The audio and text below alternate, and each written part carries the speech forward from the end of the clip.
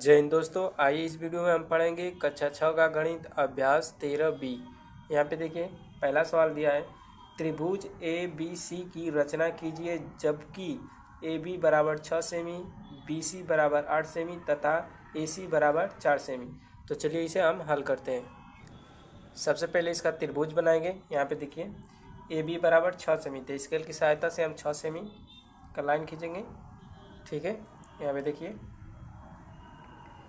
यहाँ पे 6 है, ठीक, और यहाँ पे 0। ठीक है, यहाँ से यहाँ तक ये 6 सेमी का हम रेखाखंड खींचेंगे। ये हो जाएगा ए, ये हो जाएगा बी। ठीक है, और इसकी लंबाई है 6 सेमी, 6 सेमी। ठीक है, आप देखिए आप क्या करेंगे कि बी और सी 8 सेमी खींचना है और ए सी 4 सेमी। ठीक है, तो देखिए बी सी 8 सेमी, तो इसे हम कंपास की सहायता से खींचेंगे। ठीक है, तो देखिए यहाँ पे 8 सेमी इस कंपास में हम भरेंगे इस प्रकार से, इस प्रकार से 8 सेमी। ठीक है, यहाँ पे देखिए इस प्रकार से, इस प्रकार से देखिए हम इंची लेंगे और 8 सेमी भरेंगे दूरी इसमें। ठीक है, तो देखिए यहाँ पे 8 है, इस प्रकार से देखिए 8 सेमी ये हो गया। ठीक है, 8 सेमी दूरी हो गया इस प्रकार से। ठीक है, थोड़ा सा कम में ऐसे कर लेंगे। अब देखिए 8 सेमी हो गया। ठीक है, अब क्या करेंगे, बी को केंद्र मानकर एक चाप लगाएंगे इधर। ठीक है, जिधर भी काटे, ठीक है, एक चाप लगा देंगे इस प्रकार से। ठीक है, अब क्या करेंगे कि अब देखिए यहाँ पे सी हमारा बनेगा, तो पहले हम ए सी खींच लेंगे 4 सेमी, तो उसी प्रकार से कंपास से 4 सेमी दूरी इसमें भर लेंगे। यहाँ पे देखिए 4 सेमी इस प्रकार से, ये 4 सेमी हो गया। ठीक है, 4 सेमी हो गया। अब देखिए यहाँ से देखते हैं कहाँ काटता है, देखिए यहाँ पे काट रहा है। ठीक है, जहाँ पे काटेगा वहाँ से ये वाला को मिला देंगे, तो ये 4 सेमी हो जाएगी। देखिए दूरी एकदम 4 सेमी एकदम करेक्ट हो रही है, तो ये 4 सेमी हो गई। ठीक है, यहाँ पे ये सी हो जाएगा हमारा सी। ठीक है, और यहाँ से 8 सेमी होना चाहिए, तो देखिए 8 सेमी एकदम राइट हो रहा है। ठीक है, तो ये 8 सेमी का हो गया। ठीक है, तो ये 8 सेमी, 8 सेमी सेमी, ये हो गया 4 सेमी, 4 सेमी। ठीक है, ये हमारा त्रिभुज बन गया। आप क्या करेंगे, रचना करेंगे। ठीक है, रचना करेंगे। यहाँ पे देखिए रचना करते हैं, रचना रचना रचना। ठीक है, रचना, रचना में आप समझ लीजिए कि रचना में रचना कैसे करते हैं। जो काम इस त्रिभुज में हम जैसे जैसे त्रिभुज को बनाए हैं वैसे वैसे बस हमें लिख देना है। ठीक है, उसी को हम कहते हैं रचना। ठीक है, तो सबसे पहले क्या किए हैं कि स्केल की सहायता से एक रेखाखंड खींचे हैं ए बी। तो यहाँ लिखेंगे कि स्केल स्केल की सहायता से एक रेखा खंड 6 सेमी का ए बी खींचा। ठीक है, खींचा। ठीक है, आप बना के लिख सकते हैं। ठीक है, खींचा। ठीक है, अब दूसरा नंबर पे क्या किए हैं कि बी को केंद्र मानकर प्रकार में 8 सेमी के दूरी भरकर एक चाप लगाया। ठीक है, तो यहाँ लिखेंगे कि बी को केंद्र मानकर प्रकार में 8 सेमी की दूरी भर कर चाप लगाया। ठीक है, चाप लगाया। ठीक है, अब क्या किया है, अब ए को केंद्र माने, यहाँ से बी को केंद्र मानकर 8 सेमी का दूरी भरकर प्रकार में एक चाप लगाए यहाँ। ठीक है, अब देखिए यहाँ लिखेंगे तीसरा नंबर पे कि ए को केंद्र मानकर, ठीक है, 4 सेमी सेमी की दूरी प्रकार, ठीक है, में भर कर चाप लगाया, ठीक है। यहाँ लिखेंगे दोनों चाप जहाँ जहाँ पर काटता है वहाँ बिंदु सी होगा, ठीक है। अब देखिए ये चाप दोनों काटा है यहाँ पे, तो यह बिंदु सी हो गया, ठीक है।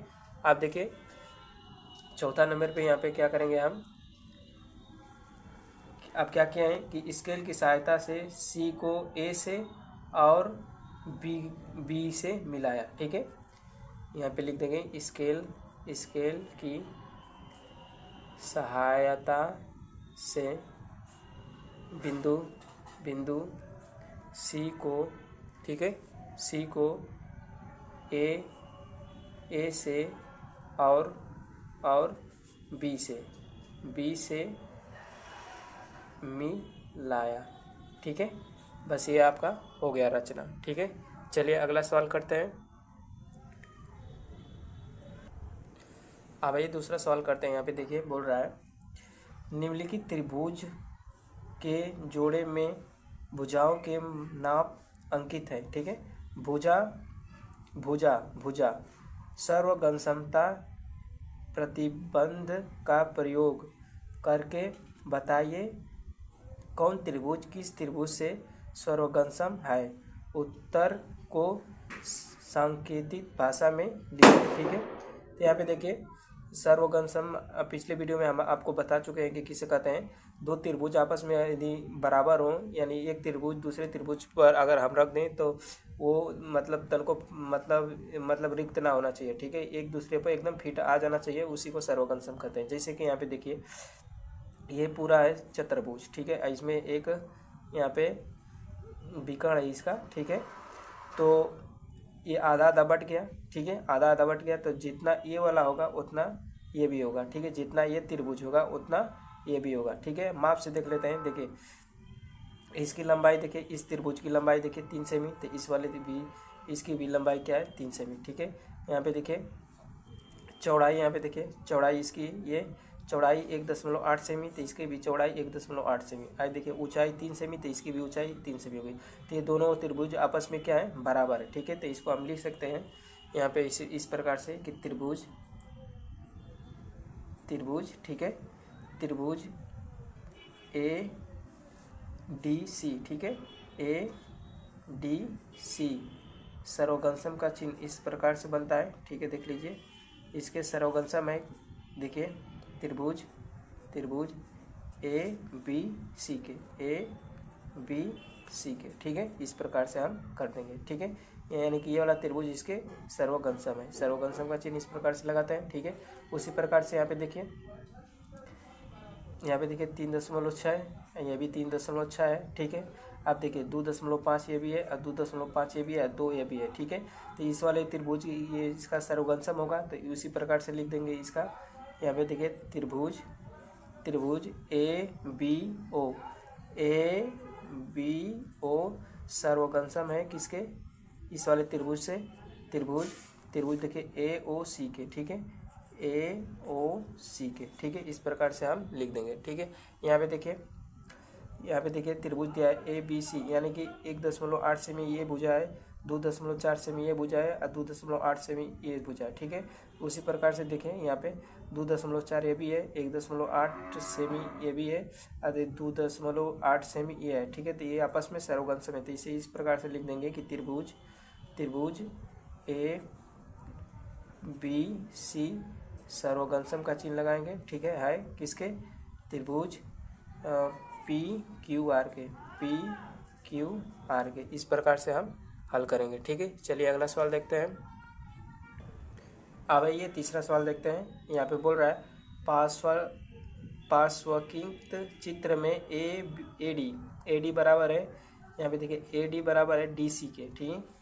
यहाँ पे देखिए ए डी, तो ए डी बराबर है क्या, यानी सी डी के, ये दोनों आपस में क्या है रेखा ये और ये क्या है, आपस में बराबर है। ठीक है, अब यहाँ पे देखिए ए बी ये वाला और बी सी यानी बी सी ये वाला आपस में क्या है, बराबर है ये दोनों। ठीक है, तो बोल रहा है क्या, त्रिभुज ए बी डी, ठीक है, यानी कि ए बी डी, ठीक है, और सर्वगंशा में त्रिभुज सी बी डी के, तो त्रिभुज सी बी डी के, हाँ, तो सर्वगंशा में ये वाला त्रिभुज और ये वाला त्रिभुज क्या हुआ, आपस में बराबर है, तो यहाँ पे लिख देंगे हाँ हाइट, क्या है, हाइट, सर्वगंशा हाइट। ठीक है, करा यदि त्रिभुज ए बी डी सर्वगंशा है त्रिभुज सी बी डी के, ठीक है, तो इसका संगत भुजाओं और संगत कोणों को लिखिए। ठीक है, तो सबसे पहले संगत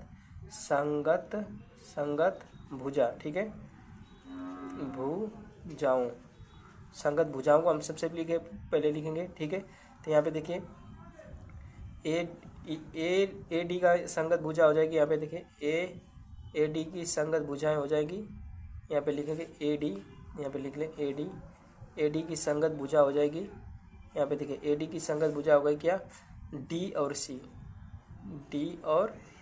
ठीक है, अकामा आप देखिए ए बी की संगत भुजा हो गई ये वाली। ठीक है, तो यहाँ पे लिख देंगे ए बी की संगत भुजा हो जाएगी कौन, बी और सी, तो यहाँ पे लिख लेंगे बी और सी। ठीक है, अब देखिए ये इसकी हो गई और ये इसकी हो गई। ठीक है, अब देखिए बी और डी की संगत भुजा कौन सी हो जाएगी, यहाँ पे देखिए बी और डी की, ठीक है, बी और डी की, तो बी और डी की बी डी होगी। ठीक है, तो यहाँ पे लिखे बी और डी। ठीक है, अब देखिए इतना हो गया। ठीक है, आप क्या करेंगे, अब संगत कोण यहाँ पे लिख देंगे, संगत कोण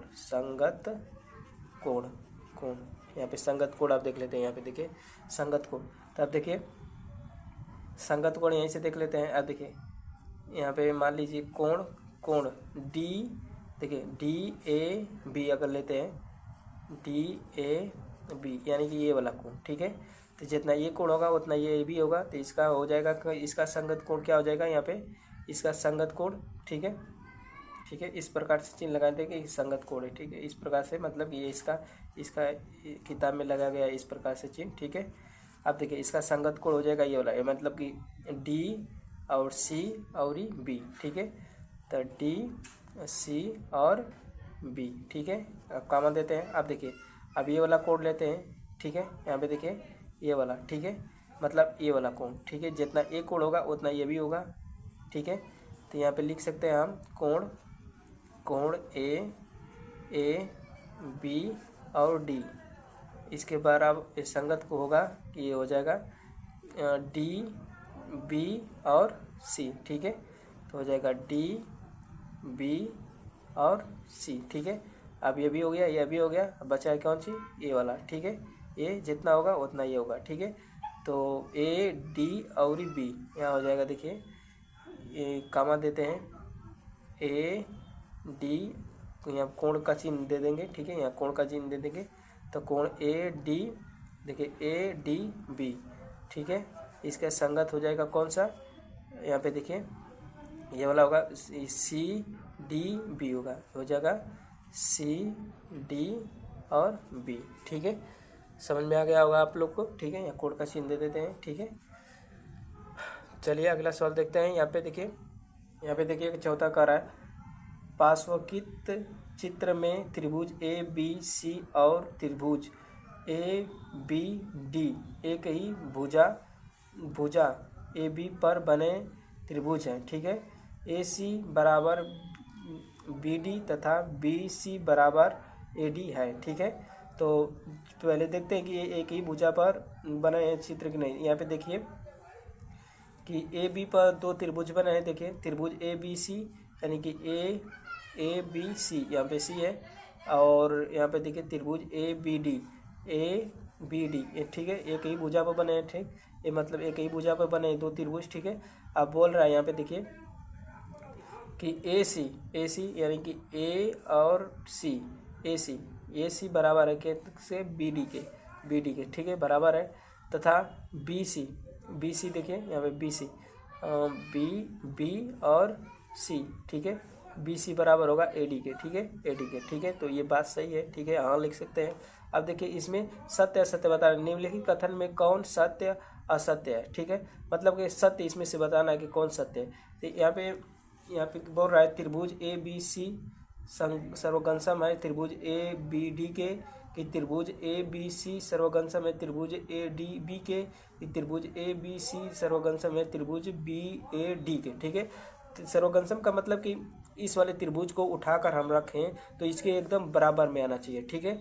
तो आप देखिए इसका संगत कोण निकाल लेंगे। अगर हम संगत कोण की बात करें तो सी का संगत कोण डी हो जाएगा, यानी सी का क्या हो जाएगा, संगत कोण डी हो जाएगा, ठीक है, सी का डी होगा। बात समझ में आ रही है, सी का डी हो जाएगा यहाँ पे देखिए। और यहाँ पे इसको ऐसे पलटेंगे तो सी की जगह डी आएगा, ठीक है। और देखिए आप देखिए ए की जगह क्या चल जाएगा, बी, ठीक है। तो ए का क्या हो जाएगा, बी हो जाएगा, ठीक है। और यहाँ पे बी का क्या होगा, बी का हो जाएगा ए हो जाएगा, ठीक है। तो चलिए देखते हैं यहाँ पे ए बी सी तीनों में दिया है, ठीक है। तो चले यहाँ देखते हैं कि कौन सा सही है। तो यहाँ पे देखिए ए का इसमें दिया है ए, तो ए वाला गलत हो जाएगा क्योंकि ए का बी है, ठीक है। तो ये वाला गलत हो जाएगा। यहाँ पे देखिए ए का ए दिया है, ठीक है, ए का संगत ए दिया है तो ए का ए नहीं है, ठीक है। तो ये भी क्या हो जाएगा, गलत, ठीक है। यहाँ पे देखिए ए का दिया है क्या, बी, ठीक है। तो यहाँ पे देखिए ए का बी है, ठीक है। यहाँ पे देखिए बी का दिया है ए, ठीक है। तो देखिए बी का ए भी है, ठीक है। अब देखिए सी का दिया है डी ना, तो सी का होगा डी, ठीक है। तो ये वाला सत्य हो जाएगा, ठीक है, तीसरा नंबर पर ये सत्य हो जाएगा, ठीक है। दोस्तों वीडियो आपको कैसी लगी, यदि वीडियो पसंद आए तो चैनल को सब्सक्राइब जरूर करें और कमेंट में बताएं कि वीडियो हमारी आपको कैसी लग रही है, ठीक है, ताकि हम ऐसे और अच्छी वीडियो आप लोग को बनाते रहें, ठीक है। धन्यवाद।